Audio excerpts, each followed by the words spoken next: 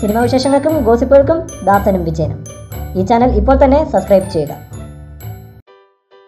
സിനിമയിൽ ഒരൊറ്റ വെള്ളിയാഴ്ച മതി എല്ലാം മാറി മറിയാൻ. ടോവിനോ എന്ന താരത്തിൻ്റെ ഉദയവും ഏതാണ്ട് അതുപോലൊക്കെ തന്നെയായിരുന്നു.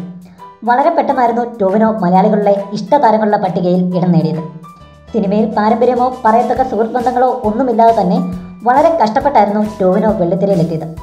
എന്നാൽ താരമായി മാറിയതുപോലെ പെട്ടെന്ന് തന്നെയായിരുന്നു ചില സംഭവങ്ങൾ ടോവിനോയെ ട്രോൾ പേജുകളിൽ താരമാക്കിയതും ജാടക്കാരൻ എന്ന പേരും സമ്മാനിച്ചത്. ഇപ്പോൾ തനിക്കെതിരെ സോഷ്യൽ മീഡിയയിൽ ആസൂത്രിതമായ നീക്കം നടത്തുന്നു എന്നാണ് ടോവിനോ വെളിപ്പെടുത്തിയിരിക്കുന്നത്. ഒരു സ്വകാര്യ ചാനലിന് നൽകിയ അഭിമുഖത്തിൽ സംസാരിക്കുകയായിരുന്നു ടോവിനോ.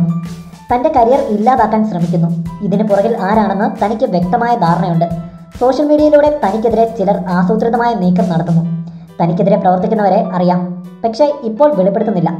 ഫേസ്ബുക്കിൽ തനിക്കെതിരെ നടക്കുന്ന അക്രമങ്ങൾക്ക് ഇനി പ്രതികരിക്കുന്നില്ല എന്നും ടോവിനോ കൂട്ടിച്ചേർത്തു. ഒരു ദിവസം ഒരു ട്രോൾ പേജിൽ തന്നെക്കുറിച്ച് 8 ട്രോളുകൾ വരെ വന്നുവെന്നും ടോവിനോ പറഞ്ഞു. എന്താണേലും ടോവിനോയുടെ ഈ വെളിപ്പെടുത്തലുകൾ ആർക്കെതിരെയാണ് വിരൽ ചൂണ്ടുന്നതെന്നാണ് സോഷ്യൽ മീഡിയ തിരയുന്നത്.